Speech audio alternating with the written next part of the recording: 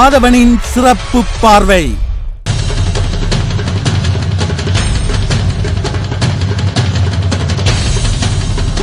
உலகம் ஆவலோடு எதிர்பார்க்கும்படியாக மீண்டும் இலங்கையில் தேர்தல் களம் ஆகியிருக்கிறது. நாட்டின் தலைவராய் ஆகியிருக்கும் புதிய ஜனாதிபதி மைத்திரி எவர் பக்கம் உறுதியாய் நிற்கிறார் என்பது தெரியாமல் பொதுஜன ஐக்கிய முன்னணியும் ஐக்கிய தேசிய கட்சியும் குழம்பி நிற்கின்றன. இதுவரை காலமும் மலையகத்தில் கோலோச்சி நின்ற தோட்ட தொழிலாளர் காங்கிரஸ் புதிதாய் முளைத்திருக்கும் திகாம்பரம், ராதாகிருஷ்ணன், மனோகணேசன் ஆகியோரது கூட்டு அணியால் சிறிய ஆட்டம் கண்டு நிற்கின்றது. வலிய தலைவரான மறைந்த அஸ்ரப் அவர்களால் உருவாக்கப்பட்ட முஸ்லிம் காங்கிரஸ் கடந்த ஆட்சியாளர்களோடு கடைசி வரை இணைந்திருந்துவிட்டு இறுதியில் பிரிந்து புதிய ஆட்சியில் இணைந்து பழைய ஆட்சியாளர்களின் பழியில் தனக்கு சம்பந்தமில்லை என்றாற்போல் இயங்கி நிற்கின்றது. இத்தலைமையின் குழப்பத்தால் ஒருமித்த தலைமையோடிருந்த இஸ்லாமிய இனம் இன்று ரிசாட் பதியுதீன், அதாவுல்லா, பசீர் சேகுதாவுத் என பல தலைமைகளின் கையோகப்பட்டு மயங்கி நிற்கின்றது. தமிழர் கூட்டமைப்புக்குள் ஏராளமான குழப்பங்கள்.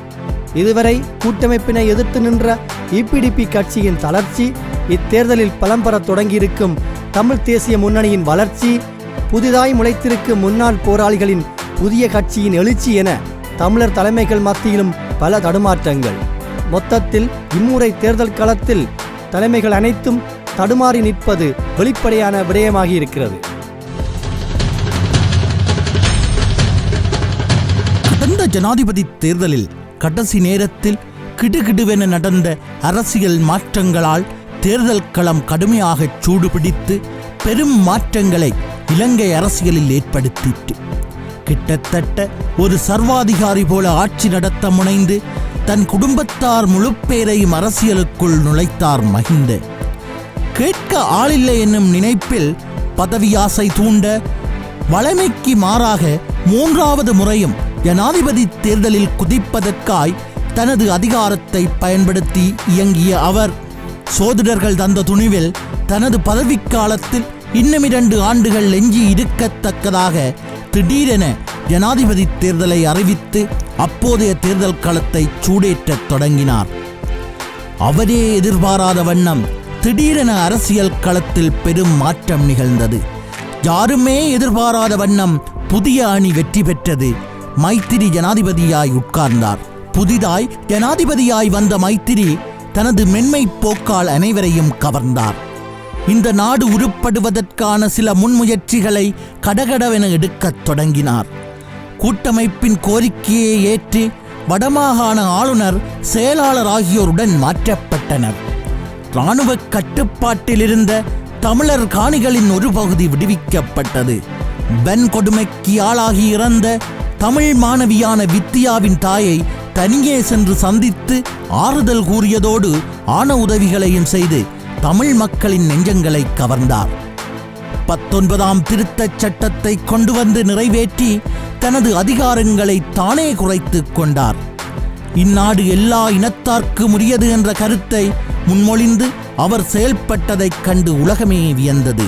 எல்லாம் சில காலம்தான். மீண்டும் அரசியல் களத்தில் திடீர் மாற்றங்கள். தத்தம் கட்சி வளர்ச்சி நோக்கியும் பதவிகள் நோக்கியும் அச்சமுண்டாக இணைந்த யூஎன்பி, சுதந்திர கட்சி ஆகியவற்றின் தேனிலவு மிக சொற்ப காலத்திலேயே முடிவுக்கு வந்தது. ஒதுக்கப்பட்ட முன்னாள் ஜனாதிபதி மஹிந்தவை மீண்டும் அரசியலுக்குள் இழுத்து வர சிலர் அணிசேர்ந்து முயற்சித்தனர். ஜனாதிபதி மைத்திரியின் மென்மை போக்கால் அவ்வணி நாளுக்கு நாள் வலுப்பெற்றது. முன்னாள் ஜனாதிபதியை பிரதமராக்க முயன்ற அணியின் அழுத்தங்களுக்கு ஆளாகி புதிய ஜனாதிபதி மைத்திரி மெல்ல மெல்ல தனது அதிகார கயிற்றினை நழுவவிட்டார். நடக்காது, யோசிக்கலாம் என இழுபட்ட அவரது கருத்துக்கள் முடிவில் மஹிந்த பிரதமராகலாம் என்பதாய் முற்று பெற்றது. மைத்திரியை ஜனாதிபதியாக்க துணை செய்த தலைவர்கள் முகம் சுருங்கினர். நல்லவர் வல்லவராய் இல்லாதது கண்டு பலரும் மனம் வாடினர். முன்னாள் ஜனாதிபதிக்கு தேர்தலில் இடம் கொடுத்த பின்னர் புதிய ஜனாதிபதியால் வெளியிடப்பட்ட அறிக்கை மீண்டும் சலசலப்பை ஏற்படுத்திற்று. அவரது அறிக்கை நடுநிலையாளர்கள் பலரையும் மகிழ்வித்தாலும் அவரது இயல்பு அறிந்ததால் அகமகிழ்வில் எவராலும் நிலை கொள்ள முடியவில்லை. இன்று ஸ்ரீலங்கா சுதந்திர கட்சியை பொறுத்தவரை பெரும்பான்மையினரால் ஆதரிக்கப்படும் தலைவராக மஹிந்த ராஜபக்ஷவும் அதிகாரத்தை தன்வயம் கொண்ட தலைவராக ஜனாதிபதி மைத்திரியும் இருக்கும் துர்ப்பாக்கிய இரட்டை சூழ்நிலை. இரண்டு தலை விலங்காய் வேறு வேறு திசையில் இழுபட்டு ஸ்ரீலங்கா சுதந்திர கட்சியும் பொதுஜன ஐக்கிய முன்னணியும் தேர்தல் களத்தில் தடுமாறி நிற்கின்றன.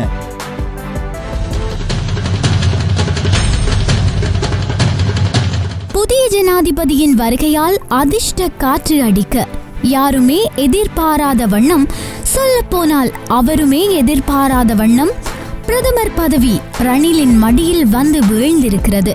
அதுவரை தன் கட்சிக்குள்ளேயே எழுந்த தலைமை போட்டியை விட்டுக் கொடுப்புகளால் சமாளித்து வந்த ரணில் திடீர் பிரதமர் பதவியால் கட்சிக்குள் பலமும் உறுதியும் கொண்டார். அவர் சார்பான மேற்குலகின் நகர்வு தமிழர் தம் பிரச்சினையை பின்தள்ளி இலங்கை அரசியலை சர்வதேச சிக்கலிலிருந்து விடுவிக்க ஆயத்தம் செய்ய அரசியலில் திடீரென அவரது விஸ்வரூபம் தொடங்கிற்று. ஆனால் பதவி வந்த சில நாட்களிலேயே அவருக்கும் அடுத்தடுத்து சங்கடங்கள் ஆரம்பித்தன. ஜனாதிபதியுடன் இணைந்து அவர் வழங்கிய 100 நாள் வாக்குறுதிகள் இடைநின்று தடுமாறத் தொடங்கின. ஆதரவளித்த தமிழ் தலைவர்கள் தந்த நெருக்கடிகள் ஒருபுறம், அவரால் நியமிக்கப்பட்ட மத்திய வங்கி ஆளுநர் அர்ஜுன் மகேந்திரனின் மேல் எழுந்த குற்றச்சாட்டு மறுபுறம், நடந்து முடிந்த ஜனாதிபதி தேர்தலில் கைகோர்த்து நின்ற சுதந்திர கட்சியினரிடம் மெல்ல மெல்ல எழுந்த நிராகரிப்பு இன்னொரு புறமென அவர் தலைமைக்கு தொடர்ந்த தலையீடுகள், பதவியில் சில காலம் மட்டுமே இருப்பதுதான் இவரது ராசியோ என நினைக்க வைத்துள்ளது. புதிய ஜனாதிபதியின் வினோத நடுநிலை கண்டு அவரது ஆதரவு யாருக்கு என்பது புரியாமல் சிறு கட்சிகளினதும் தொழிற்சங்கங்களினதும் கைகளை பற்றி வெற்றி நோக்கிய முயற்சியில் தடுமாறி நிற்கிறது ஐக்கிய தேசிய கட்சி.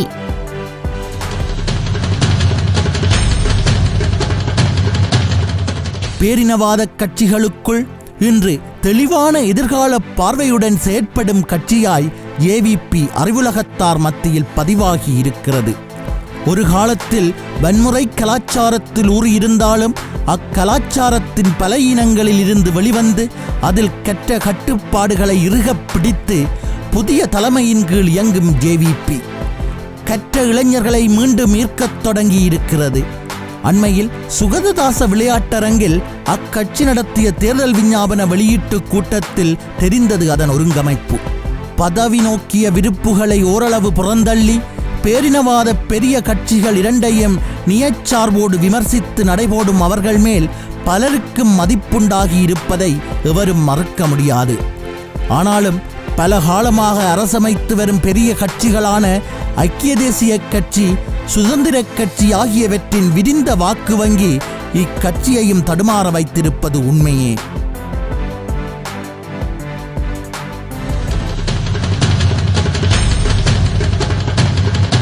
ஒரு காலத்தில் சிதறிக் கிடந்த முஸ்லிம் தலைமைகளை உள்ளிர்த்து ஆளுமை மிக்க மறைந்த தலைவர் அஷ்ரஃப் அவர்களால் உருவாக்கப்பட்ட முஸ்லிம் காங்கிரஸ் கட்சி அஷ்ரஃபின் திடீர் மறைவின் பின் தலைவர்களுக்கிடையில் ஏற்பட்ட முரண்பாடுகளால் சற்று தள்ளாடத் தொடங்கியது. பின்னர் தனது ஆற்றலால் அக்கட்சியின் தலைமையை தன்கீழ் கொணர்ந்த தலைவர் ரவூப் ஹக்கீம் அவர்கள் கடந்த ஆட்சி காலத்தில் முன்னாள் ஜனாதிபதி மஹிந்தவுடன் இணைந்து நீதியமைச்சர் பதவியேற்று செயற்படத் தொடங்கினார். அவர் நீதியமைச்சராயிருந்த காலத்திலேயே இஸ்லாமியர்களுக்கு பெரும் அநீதி விளைவிக்கப்பட்டது. என்ன காரணத்தினாலோ அந்த நேரத்தில் அந்த அநீதிகளை எதிர்க்கும் திறனின்றி மௌனித்திருந்த அவரது செயல் இஸ்லாமியர்களை மனம் நோகச் செய்தது. கடைசி நேரத்தில் ஏற்பட்ட அரசியல் புரட்சியில் புத்திசாலித்தனமாய் ஹக்கீம் எதிரணியில் சேர்ந்து புதிய ஜனாதிபதியின் வெற்றியில் பங்கேற்றார். அந்த வெற்றியில் புதிய ஜனாதிபதிக்கு கிடைத்த இஸ்லாமிய வாக்குகள் முஸ்லிம் காங்கிரசுக்கான வாக்குகள் தானா என்பதை இம்முறை தேர்தல் களம்தான் தீர்மானிக்கப் போகிறது.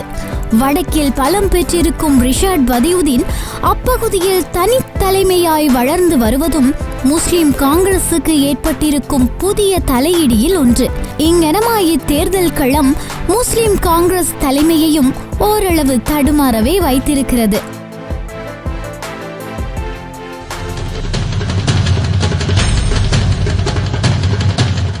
மலையகத்தில் எவராலும் அசைக்க முடியாது என்று வலிமை பெற்றிருந்த இலங்கை தொழிலாளர் காங்கிரஸ் திகாம்பரம் ராதாகிருஷ்ணன் மனோகணேசன் ஆகியோரது கூட்டில் எழுந்த தமிழ் முற்போக்கு கூட்டணியால் சங்கடத்திற்குள்ளாகி இருக்கிறது.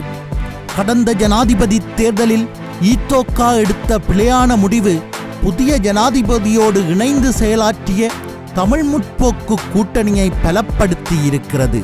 வீழ்ந்த தமது பெறுமதியை உயர்த்தி கொள்ளவென அண்மையில் அவர்கள் நடாத்தத் தொடங்கிய மெதுவாக வேலை செய்யும் போராட்ட முயற்சியும் சலசலத்து போயிற்று. இம்முறை வரப்போகும் தேர்தல் முடிவே மலையகத்தின் தலைமை மாற்றம் பற்றிய தெளிவை ஏற்படுத்தப் போகிறது. இங்கனம் புதிய அணியினால் ஏற்பட்டிருக்கும் அதிர்வு தேர்தல் களத்தில் ஈத்தோக்காவின் தலைமையையும் தடுமாறவே வைத்திருக்கிறது.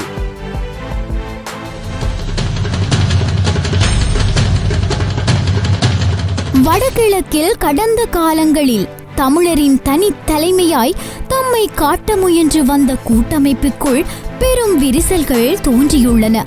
புலிகள் போன பின்பு கூட்டமைப்பில் இணைந்த கட்சிகள் வாத்தியாரில்லாத மாணவர்களாய் வகுப்பை குழப்ப தொடங்கியுள்ளன. கூட்டமைப்பை கட்சியாய் பதிவு செய்வதில் வந்த பிரச்சினை, வடமாகாண முதலமைச்சர் பதவி தேர்வில் வந்த பிரச்சினை, வடமாகாண அமைச்சர்கள் தேர்வில் வந்த பிரச்சினை, சத்திய பிரமாணம் செய்வதில் வந்த பிரச்சினை, இரணைமடு குடிநீர் திட்டத்தில் வந்த பிரச்சினை, எதிர்க்கட்சி தலைவருடன் தேசிய கொடி காட்டிய பிரச்சினை, சுதந்திர தின விழாவில் சிலர் கலந்து கொண்ட பிரச்சினை, பாராளுமன்ற உறுப்பினர்கள் அரசாங்கத்திடம் நிதி பெற்றதில் வந்த பிரச்சினை, வெளிநாட்டில் நடந்த பேச்சுவார்த்தை சம்பந்தமாய் வந்த பிரச்சினை, போராளிகளுடன் இயங்க முடியாது என்ற முதலமைச்சரின் கூற்றினால் வந்த பிரச்சினை, வடமாகாண சபை உறுப்பினரான அனந்தி சுயேட்சையாய் தேர்தலில் குதிக்கப் போவதாய் கிளம்பிய பிரச்சினை, கட்சியின் அனுமதியின்றி குருநாகலில் தேர்தலில் குதித்திருக்கும் சிவாஜிலிங்கத்தால் வந்திருக்கும் பிரச்சினை, புலியை பார்த்து பூனை சூடு போட்டு கொண்டாற் போல ஜனாதிபதியை பார்த்து தேர்தலில் நடுநிலை வகிக்கப் போவதாய் வடக்கு முதலமைச்சர் கிளப்பியிருக்கும் புதிய சர்ச்சையால் விளைந்திருக்கும் பிரச்சினை. இப்படி அடுத்தடுத்து பிரச்சினைகளை சந்தித்து தமிழ் தேசிய கூட்டமைப்பு ஆடி போயிருக்கிறது. ஒரு கட்சியின் சார்பில் நின்று வெற்றி பெற்ற வடமாகாண முதலமைச்சர் தேர்தலில் அக்கட்சியை ஆதரித்து பிரசாரம் செய்ய முன்வராததோடு, என்னை பொறுத்தவரை மக்கள் யார் யாரை தேர்ந்தெடுக்கிறார்களோ அவர்களுடன் சேர்ந்து அந்யோன்யமாக இயங்குவது எனக்கு ஒரு பிரச்சினை அல்ல எனவும், அவ்வாறு தேர்ந்தெடுக்கப்படுபவர்கள் மக்கள் நலனுக்காக அர்ப்பணிப்புடனும் ஐக்கியத்துடனும் கடமையாற்றக்கூடியவர்களாக இருக்க வேண்டுமென முதலமைச்சர் வெளியிட்டிருக்கும் அறிக்கை பலரையும் ஆச்சரியப்படுத்தியுள்ளது. முக்கியமாக கூட்டமைப்புக்குள் இணைந்திருக்கும் தலைவர்களை அது ஆடவே வைத்திருக்கிறது. மக்கள் கூட்டமைப்பிற்குள் யார் யாரை தேர்ந்தெடுக்கிறார்களோ என்று கூட சொல்லாமல் பொதுவாக யார் யாரை தேர்ந்தெடுக்கிறார்களோ என்று முதலமைச்சர் சொன்னது எவரே மனதில் வைத்து என்று தெரியாமல் கூட்டமைப்பின் தலைவர்கள் குழம்பி போய் நிற்கின்றனர். ஆனால் இவர் தம் குற்றச்சாட்டுக்களுக்கு அப்பாற்பட்டு இவர்களின் தளர்வுகளை இனங்காட்டி தேர்தலில் குதித்திருக்கும் கஜேந்திரகுமார் பொன்னம்பலம் அவர்களின் அணியை இவர்களால் பழி கூறி முற்றாய் நிராகரிக்க முடியவில்லை.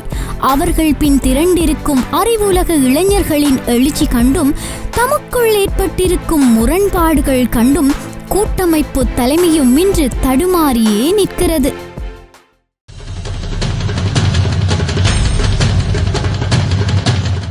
புலிகளின் போராட்ட காலத்திலேயே அவர்களை எதிர்த்து நின்றதால் தமது பாதுகாப்பு கருதி பேரினவாத அரசுகளோடு இணைந்து செயற்பட்ட காரணத்தால் முன்னாள் அமைச்சர் டக்ளஸும் அவரின் EPDP கட்சியும் தன்மேல் விழுந்த துரோக பட்டத்தை நீக்க முடியாது தடுமாறி நிற்கிறது. இடைக்காலங்களில் அரச சார்போடு பதவி பெற்று இயங்கியதால் மக்களின் தனிப்பட்ட தேவைகளை நிறைவேற்றி கொடுத்த செல்வாக்கை மட்டும் நம்பியே அக்கட்சி இன்று தேர்தல் களத்தில் நிற்கிறது. கடந்த தேர்தல்களில் மஹிந்தவின் நெருக்கடியால் தனது சுய சின்னத்தை இழந்து வெற்றிலை சின்னத்தில் தேர்தலில் குதித்ததால் அரசின் மீதான தமிழர்களின் அத்தனை அதிருப்திகளையும் தமதாக்கிக் கொண்டு திண்டாடியவர்கள் இம்முறை சுய சின்னத்தில் தேர்தலில் குதித்திருக்கின்றனர். முன்பு அரசுடன் இணைந்திருந்த காலத்தில் அவ்வரசை எதிர்த்து தமிழர் சார்பாக எதுவும் செய்ய முடியாத கையறு நிலையில் இருந்த இவர்கள் மைத்திரி ஜனாதிபதியானதும் தமிழர் பிரதேசத்திலிருந்து இராணுவம் வெளியேற வேண்டுமெனவும் தமிழர் தம் உரிமை நிலங்கள் விடுவிக்கப்பட வேண்டுமெனவும் புதிய பாராளுமன்றத்தில் எழுப்பிய குரல்கள் இவர்கள் இக்கோரிக்கைகளை ஏன் முன்பு வைக்கவில்லை என்னும் கேள்வியை எழுப்பி இவர்களின் நேர்மை மீதான ஐயப்பாட்டினை மேலும் வலுப்படுத்தி இருக்கிறது.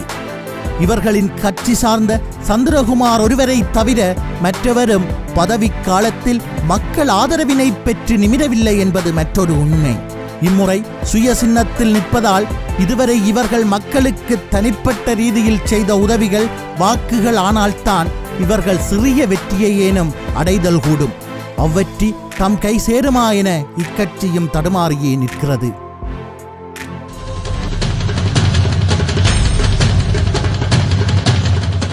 ஒரு காலத்தில் கொழும்பில் இருந்தபடி தமிழர் சார்பான கருத்துக்களை துணிந்து வெளியிட்டு தன் சட்ட அறிவால் தமிழர் தம் உரிமை குரலை உலகளாவி வெளிப்படுத்தி அதனாலேயே உயிர் பறிக்கப்பட்ட திரு குமார் பொன்னம்பலம் அவர்களின் மைந்தரான கஜேந்திரகுமார் பொன்னம்பலம் அவர்களின் இக்கட்சி தேர்தல் களத்தில் இம்முறை தமிழ் தேசிய கூட்டமைப்பினை மிரட்டும் தகுதி பெற்றிருக்கிறது. ஆரம்பத்தில் கூட்டமைப்போடு இணைந்திருந்து பின்னர் கொள்கை முரண்பாட்டால் வெளியேறிய கஜேந்திரகுமார் பொன்னம்பலம் அவர்கள் கூட்டமைப்பில் இணைந்திருந்து பின்னர் கூட்டமைப்பால் வெளியேற்றப்பட்ட செல்வராசா கஜேந்திரன், பத்மினி சிதம்பரநாதன் ஆகியோருடன் இணைந்து உருவாக்கிய இக்கட்சி ஒரு நாடு இரு தேசம் என்ற கொள்கையை முன்வைத்து தமிழ் வாக்காளர்களை ஈர்க்க முனைந்துள்ளது. ஒரு காலத்தில் கூட்டமைப்பால் முன்வைக்கப்பட்டு பின்னர் மெல்ல மெல்ல கை நழுவ விடப்பட்ட சமஷ்டி கொள்கையை மீண்டும் தூசு தட்டி வெளிக்கொணர்ந்து மக்கள் உணர்ச்சியை கிளப்பி அரசியல் களத்தில் சற்று அழுத்தமாய் கால் ஊன்றியுள்ளது இக்கட்சி. அறிவுலகத்தின் ஆதரவும் கூட்டமைப்பின் உள்குத்துக்களும் இக்கட்சிக்கான இன்றைய பலமாய் இருக்கின்றன. சமஷ்டி ஆட்சி பெறுவதற்கான சரியான வழிமுறையை உறுதியாய் உரைக்க மாட்டாத இவர்களது பலகீனம் அளவுக்கு அதிகமான கோரிக்கைகளின் ஆபத்தை கடந்த கால வரலாற்றில் உணர்ந்திருக்கும் தமிழ் மக்களின் அச்சம், உண்மையை ஆராயாது ஒருவர் பின்னேயோடும் தமிழ் மக்களின் ஆட்டுமந்த இயல்பு, தேர்தல் களத்தில் நிறுத்தப்பட்டிருக்கும் அறிமுகமில்லாத புதுமுகங்கள், ஊடகங்களின் ஒத்துழைப்பின்மை என்பவற்றால் இக்கட்சி தலைமையும் இன்றைய தேர்தல் களத்தில் தடுமாறியே நிற்கிறது.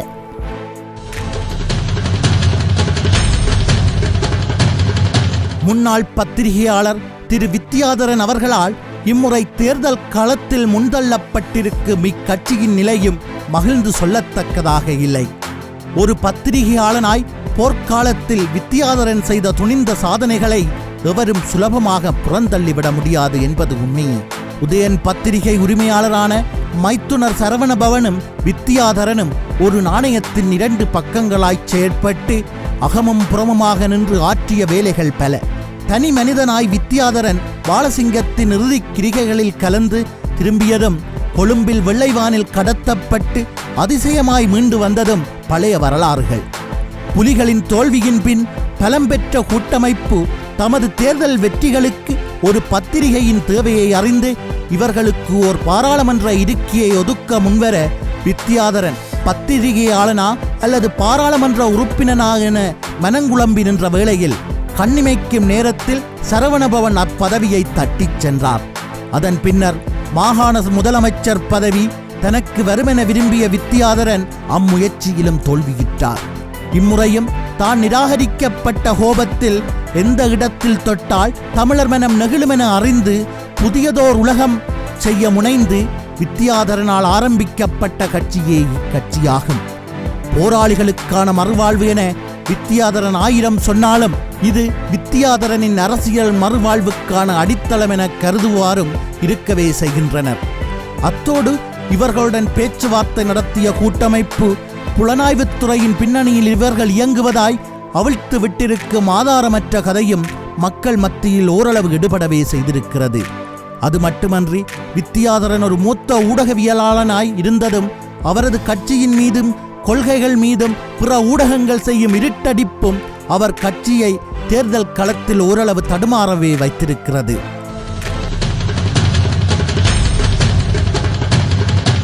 இப்படியாய் தலைமைகள் தடுமாறி நிற்கும் தேர்தல் களமாய் நடைபெறப் போகும் தேர்தல் களம் அமைந்திருப்பது ஓர் புதுமையே.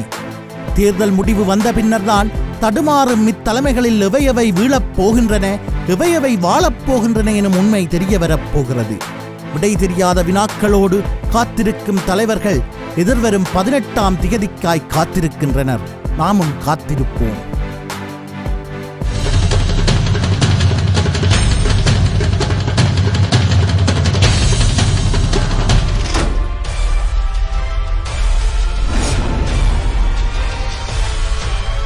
ஆதவனின் சிறப்பு பார்வை.